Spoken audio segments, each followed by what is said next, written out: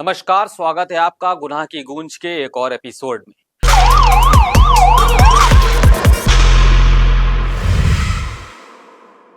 आज कहानी है बंबई के एक डाक पर काम करने वाले कुली की, जो बन गया बाद में सबसे बड़ा डॉन। समंदर की लहरों पर कब्जा करके बुलंदियों की वो सीढ़ियां चढ़ा जो किसी आम आदमी की चाहत होती है। चौड़ी मोरी की सफेद पैंट, सफेद शर्ट और हाथ में 555 सिगरेट, काली मर्सिडीज। उसका स्टाइल किसी फिल्मी हीरो से कम नहीं था और उसका नाम था हाजी मस्तान।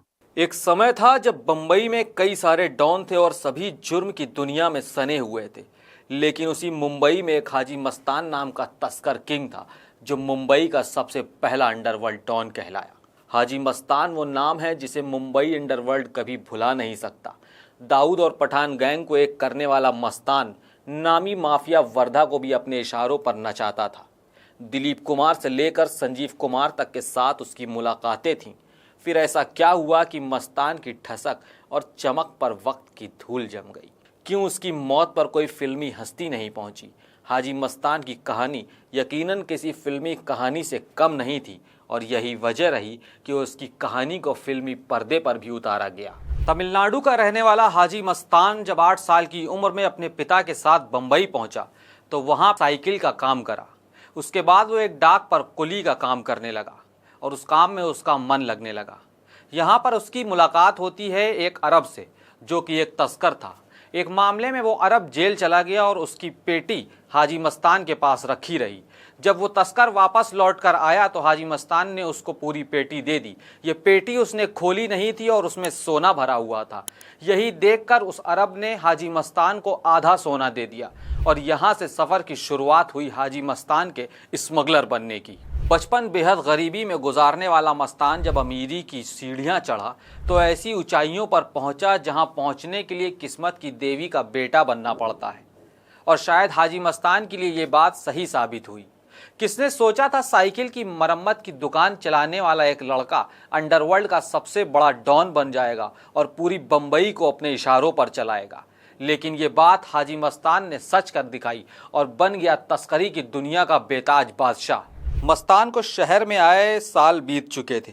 बंबई अपनी रफ्तार पर थी, देश बदल रहा था और हाजी मस्तान के काम करने का अंदाज भी बदल रहा था। मद्रास, बंबई और कलकत्ता अंग्रेज़ों के शहर थे जहां लोगों को भविष्य दिखता था। ये वो दौर था जब अंग्रेज सब कुछ आंखों के सामने भारत से लाद कर बाहर ले जाते थे और हिंदुस्तान के लोग उनसे छुपा कर सामान लाते थे। पोर्ट से सामान चोरी करना मतलब अंग्रेजी सिस्टम से चोरी करना।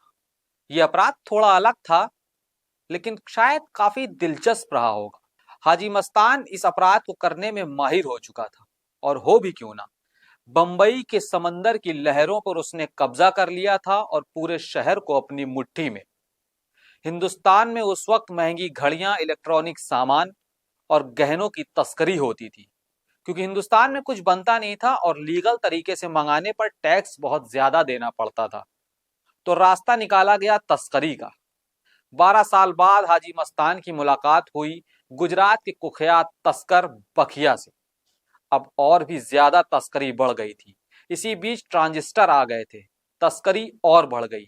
अब आप सोचिए, रेडियो, ट्रांजिस्टर, ये सब शादियों में दहेज में चलते थे, तो तस्करी इसकी और ही ज्यादा बढ़ जाती थी।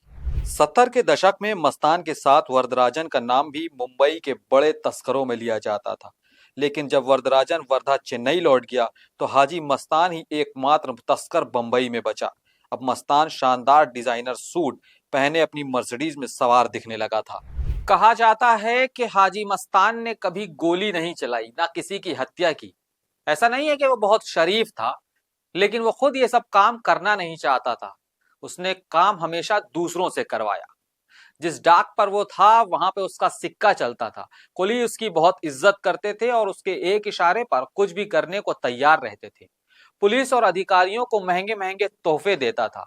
उसके बोझ के तले वो हमेशा दबे रहते थे। एक वक्त था जब पठान गैंग, करीम लाला गैंग और दाऊद इब्राहिम हाजी मस्तान की सरपरस्ती में थे। मस्तान मिर्जा उर्फ हाजी मस्तान फिल्मों का बहुत बड़ा शौकीन था और फिल्म अभिनेत्री मधुबाला को बहुत पसंद करता था। यकीनन ये पसंद एक तरफा थी। मस्तान को मधुबाला तो नहीं मिली, लेकिन एक स्ट्रगल कर रही अभिनेत्री सोना मिल गई। सोना की शक्ल बहुत हद तक मधुबाला से मिलती थी और शायद यही वजह थी कि मस्तान के जीवन में उनकी एंट्री हुई। राज कपूर, दिलीप कुमार और संजीव कुमार के साथ उनकी खासी मेल मुलाकातें थी। कहा तो ये भी जाता है कि दीवार के रोल को सही से निभाने की चाहत में अमिताभ बच्चन भी उसके घर जाते थे। सोना और मस्तान ने कई फिल्मों में पैसा लगाया लेकिन सफलता नहीं मिली। एक वक्त था जब हाजी मस्तान का रुआब अपने चरम पर था, पूरे महाराष्ट्र में उसका जलवा था और इसकी धमक की गूंज इंदिरा गांधी तक भी थी। यही वजह रही, इंदिरा गांधी ने जब इमरजेंसी लगाई तो उस वक्त हाजी मस्तान भी जेल में डाला गया। लेकिन हाजी मस्तान को जेल में वीवीआईपी ट्रीटमेंट मिला क्योंकि वो अफसरों को महंगे तोहफे पहुंचाता था। यहाँ पे उसकी मुलाकात हुई जयप्रकाश नारायण से और जयप्रकाश नारायण से मुलाकात के बाद हाजी मस्तान का नजरिया बदल गया। 18 महीने के बाद जब वो जेल से छूटा तो वो इस धंधे को छोड़ चुका था। जेल से निकलने के बाद 1980 में हाजी मस्तान ने राजनीति में कदम रख दिया। 1984 में एक दलित नेता जोगिंदर कावड़े के साथ मिलकर एक पार्टी बनाई। दिलीप कुमार खूब इस पार्टी का प्रचार करते थे। हाजी मस्तान को लेकिन हर जगह हार का सामना करना पड़ा। पार्टी को सफलता कभी नहीं मिली। 555 सिगरेट पीने वाले हाजी मस्तान ने कभी किसी के ऊपर गोली नहीं चलाई, ना ही अदालत में उसके ऊपर कभी कोई गुनाह साबित हुआ। उसके अंदाज को कई गैंगस्टरों ने अपनाया तो, लेकिन गोली चलाने वाली बात को वो भूल गए। हाजी मस्तान ने कई लोगों की मदद भी करी और साल 1994 में दिल का दौरा पड़ने से हाजी मस्तान की मौत हो गई।